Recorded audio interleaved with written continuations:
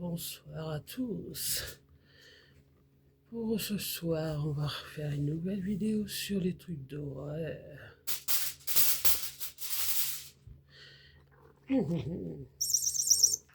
Avant que vous n'ayez plus le courage de vous abonner, n'oubliez pas de vous abonner et de laisser un pouce bleu.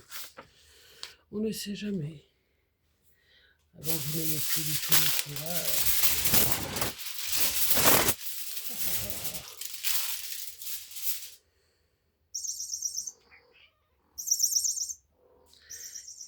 Alors, pour la vidéo du jour, je vais vous raconter l'histoire de la grosse dame.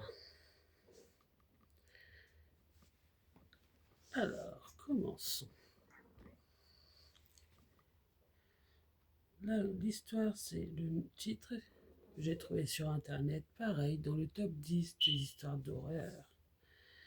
L'histoire que je vais vous conter est une vieille dame de plus d'1 siècle. Elle s'est transmise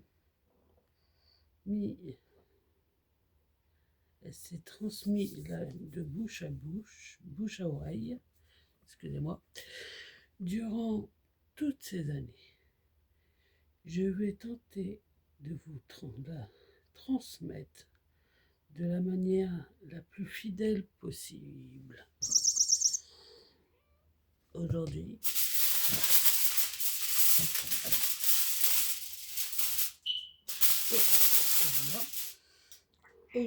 nous allons plonger d'une ambiance pesante d'un village au 19e siècle.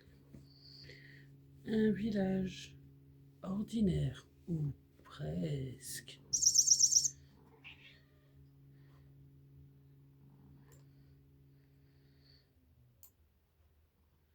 Parmi les ruelles pavées, les façades usées par le temps, il y avait une boutique d'antiquités. Une boutique bien différente des autres. Ce n'est pas seulement l'endroit où l'on venait chiner des bibelots. Non, ce qui attirait les curiosités, les curieux, c'était la propriétaire, une femme que tout le monde appelait la grosse dame. Pas très élégante, je sais. Mais les surnoms, surtout à l'époque, étaient rarement choisis pour le plaisir.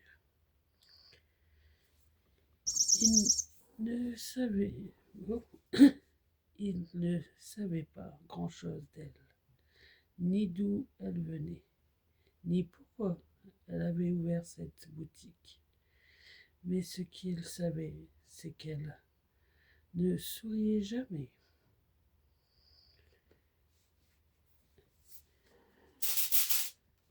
Elle ne parlait presque peu, mais ses paroles, elles marquées au fer rouge, et c'est peu dire, car la grosse dame avait un don. Certains l'ont d'abord pris pour une farce ou d'une manière à attirer des curieux dans sa boutique. Puis les rumeurs ont pris de l'ampleur. Il disait qu'elle pouvait prédire la mort. Oh là là là là! Pas seulement de la façon de mourir, non. Elle donnait une date précise. Et cette date était toujours la bonne. Par exemple, ne manquez pas, il y a eu un 7 hommes, par exemple, Paul, un bon vivant, toujours à rire fort au café. Aujourd'hui, elle est entrée dans la boutique pour acheter un cadeau pour sa femme. Il, il s'est ressenti, pardon, il a ressorti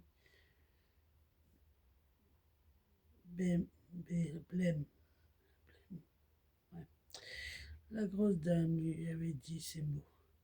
Le 18 mai, ce sera le jour où tu perdras. Où tu te perdras. Oh, Paul ne l'a pas cru. Mais le 18 mai, on l'a retrouvé chez lui, pendu à une corde, la chaise renversée sous ses pieds, pas de lettre, juste son corps se balançait au plafond. Puis il y a Jules, infirmier, qui vivait à l'écart, loin des commérages du village. Un homme tranquille, sans histoire. La grosse dame lui a prédit qu'il mourrait d'une vengeance atroce après son passage dans la boutique. 3 mois après, on l'a retrouvé dans sa ferme, la porte grande ouverte et son corps au sol, la cervelle éclatée par un tir de fusil.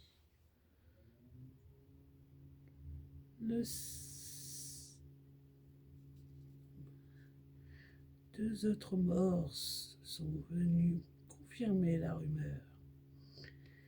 Des villageois qui, un jour, avaient osé franchir la porte de la boutique de la grosse dame. Et à chaque fois, le jour annoncé correctement correspondait à celle de leur décès. Oh là là! Oh. Continuons cette petite histoire.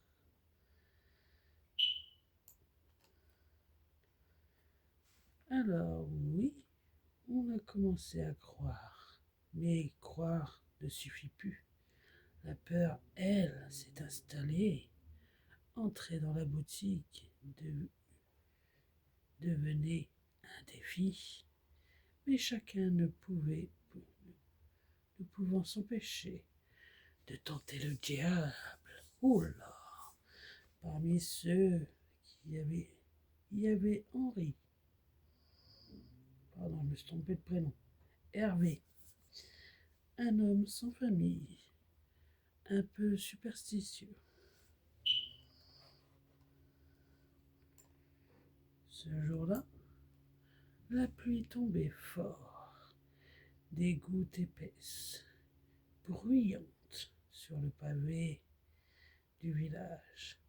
Hervé poussa la porte de la boutique, le manteau trempé, et secoua la tête pour se débarrasser de l'eau. Le plancher grinçait sous ses bottes.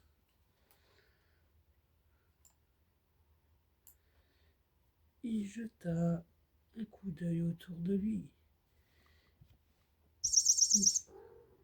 Des pendules, des horloges au tic-tac irrégulier, des jouets anciens au sourire figé, des bric-à-brac silencieux où chaque objet semblait l'observer.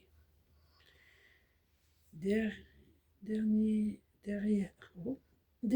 le couloir, elle était là, la grosse dame silencieuse, immobile. Elle ne le regardait pas directement, mais il sentait son action sur lui. Bonjour, dit Hervé d'un ton léger. Elle ne répond pas. Hervé haussa les épaules. Il parcourut les étagères, observant les objets. À un moment, il sentit le regard d'un homme sur lui. Un client assis près de l'entrée, une pipe à la main. Un vieux du village. Il le salua d'un signe de la tête, et le vieil homme hocha la tête en retour, mais ne dit rien. Hervé se retourna d'un bond. Un vase venait de tomber par terre derrière lui, éclatant en 1000 morceaux. Tu casses, tu payes, grogna la grosse dame d'une voix grave. Hervé se retourna vers elle, incrédule. Je n'ai pas touché ce vase, répondit-il sèchement. Elle s'avança lentement vers lui, ses yeux plantés dans ses seins, dans les siens. Il est cassé, tu payes, recorta-la calmement. Hervé haussa la voix. Non, c'est pas moi, je ne paierai pas. C'est alors le vieux monsieur à l'entrée qui lui lança. Écoutez-la, mon gars, écoutez-la. Mais Hervé tourna les talons et sortit en soupirant. La grosse dame, sur le seuil de la porte, lui hurla. Dans 3 jours, tu tomberas dans tes escaliers et tu mourras. Oh, oh là là là là. 3 jours après, dans le petit village de l'époque, les rumeurs se répandaient plus vite que la peste. Alors, dès que le premier jour, les murmures reprendit. Hervé, c'est lui. On le regardait du coin de l'œil. Des têtes se retournaient sur son passage. Les commérages allaient bon train. Certains faisaient des paris, d'autres priaient en silence. Hervé, lui, riait jeune. Il haussait les épaules. Bande de crétins, murmura-t-il tout bas.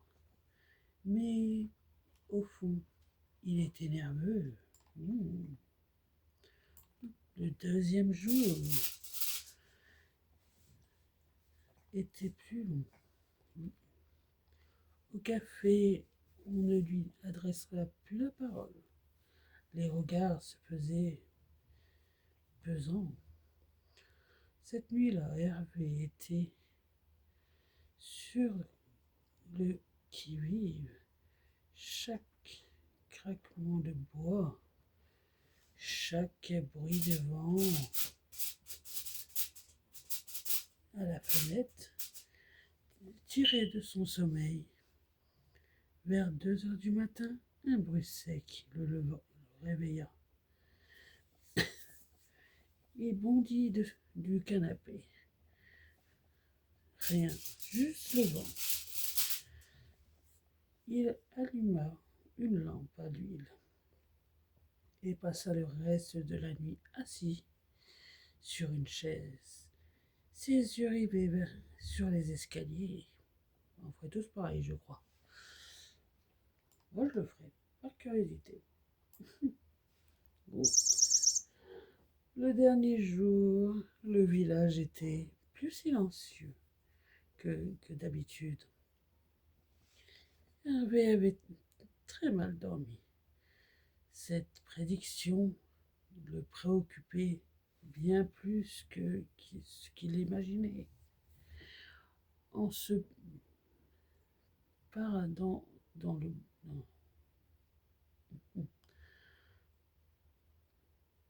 En se pavanant dans le bougre, Hervé croisa un visage familier. C'était le vieil homme de la boutique, celui qui avait averti. Bon courage, vieux. C'est aujourd'hui, dit-il, avec un sourire compatissant.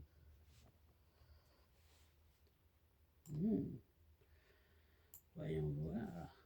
Hervé rentra chez lui cette nuit-là et décida de dormir sur le canapé.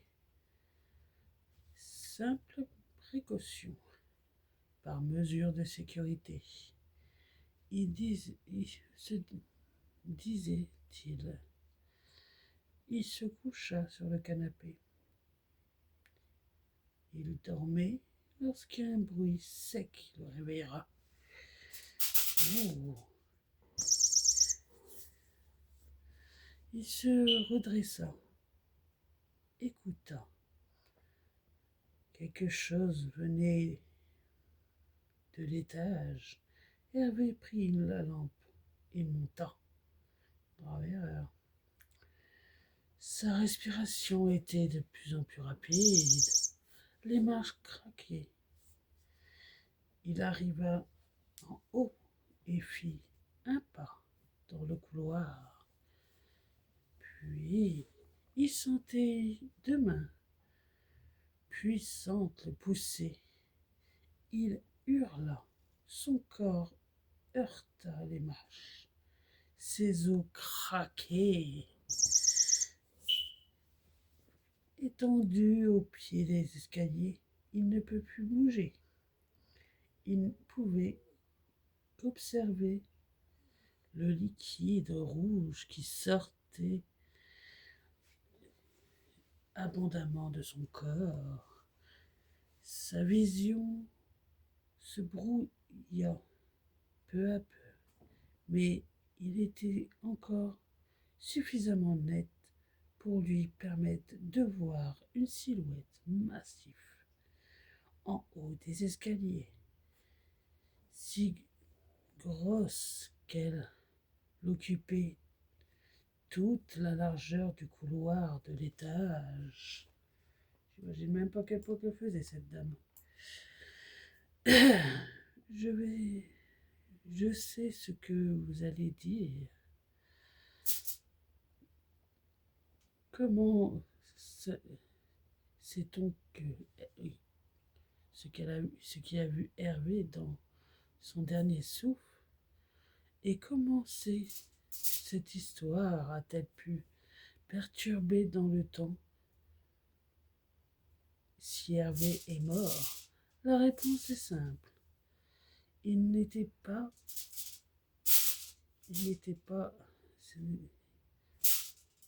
Par miracle, Hervé ouvrait les paupières au bout de quelques heures. Il crachait du sang par terre. La chaleur du liquide chaud sur son menton le ramena au moment présent. Il se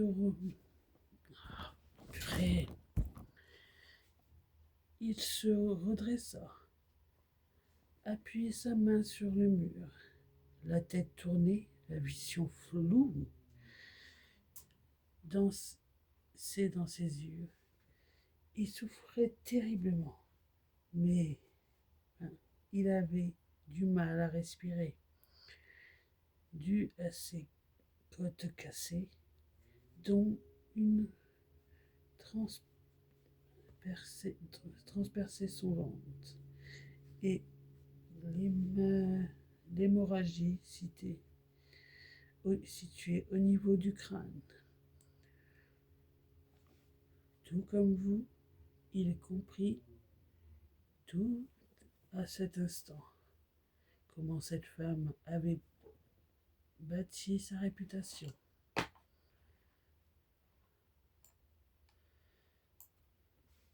Hervé le savait, il ne lui restait plus que quelques heures à vivre au vu de la quantité de sang qu'il avait perdu.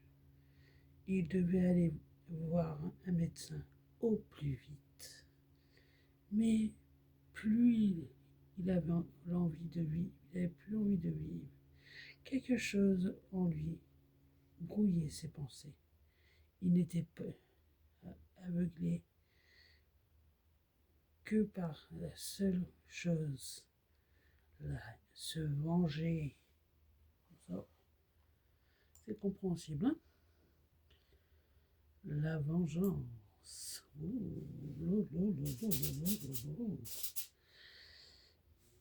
Il rassembla ses dernières forces, rouges de sang et de colère, qui l'animait. Il se releva et prit le plus gros couteau de la cuisine. Il sortit de chez lui d'une fureur sans nom, animé et poussé à traverser la ville. Hervé n'avait plus de force, mais la colère le portait. Il avançait les épaules en avant. Il souffle, le souffle court. Chaque pas lui envoyait une décharge de douleur dans ses côtes. Sa main gauche pressait un flot, recherchant à retenir un peu de sang qui lui restait.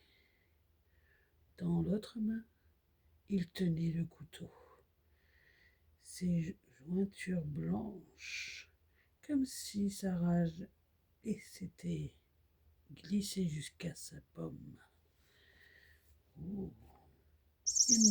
Il marchait dans les rues. Autour de lui, les volets s'entouraient. Les villages des villageois, les visages des villageois apparaissaient dans l'ombre des fenêtres. Pas un mot, pas un bruit, seulement des regards. Dans cette nuit de pleine lune, il était minuit passé, et tous les villageois étaient à leurs fenêtres et regardaient cet homme avancer mécaniquement. Plus il avançait, plus sa vision était trouble. Hervé ne voyait rien d'autre que la boutique au bout de la rue. La lumière blanche de la lune se réfléchissait sur ses carreaux.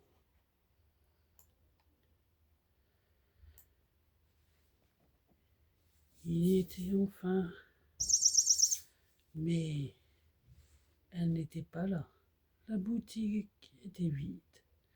Son souffle court résonnait entre ses murs de bois. Il ouvrit un tiroir, renversa les étagères, jusqu'à ce qu'il trouve un cahier. Derrière le comptoir, il était inscrit 5 noms et 5 dates. Paul, le 18 mai, Jules, le 9 juillet, Clément, le 5 août, François, le 30 septembre et Hervé le 8 décembre. Tous ces noms, sauf le sien, étaient rayés. Il se laissa tomber sur le tabouret derrière lui, derrière le comptoir. Les mains tremblaient, mais le regard fixe. Son souffle, haché, haché par la colère et l'épuisement, faisait vibrer la flamme de la bougie près de lui. Il essuya le sang sec sur sa joue d'un revers de sa manche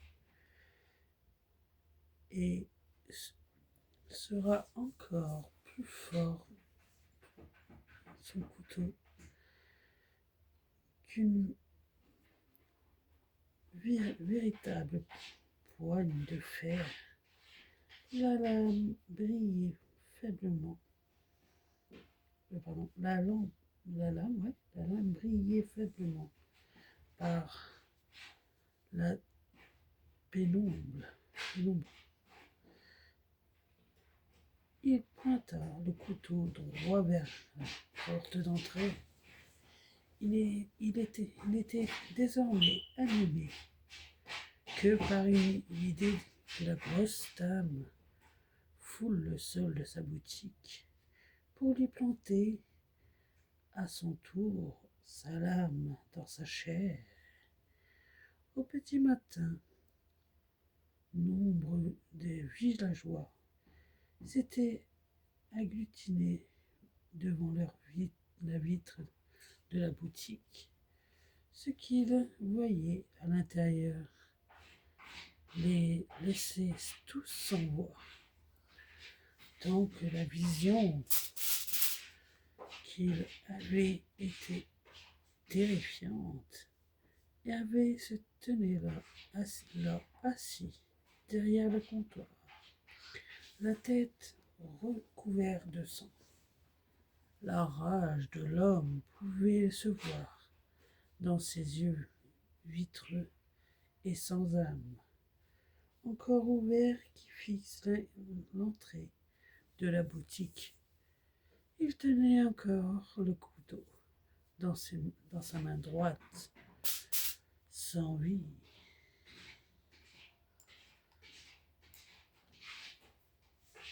Jamais la grosse dame n'a été revue.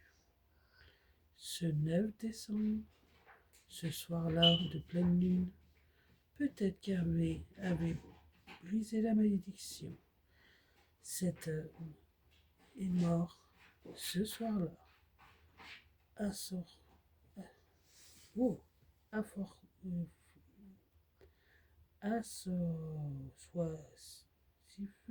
par son désir de vengeance qu'il n'aurait jamais pu assouvir. C'était pas mal cette histoire, assez intéressante. En gros, c'était une meurtrière. Bon, en tout cas, si la petite histoire d'horreur vous a plu, je continuerai à en lire de temps en temps. C'est toujours le truc des top 10. Le top 10, excusez-moi. Des histoires d'horreur incontournables que j'ai trouvées sur Internet et que vous pouvez écouter en podcast si vous ne voulez pas lire. Moi, je vous les lis comme ça, vous les savez. Ce n'est pas moi qui les ai inventés comme la dernière fois. C'est pas que je ne sais pas inventer, c'est juste que j'ai un peu la flemme. Alors, si cette histoire vous a plu, abonnez-vous et laissez un bon pouce bleu. Et méfiez-vous de la grosse dame, qu'elle ne vous fasse pas une prédiction pour que vous soyez mort peu de temps après. Bonne soirée et dormez bien.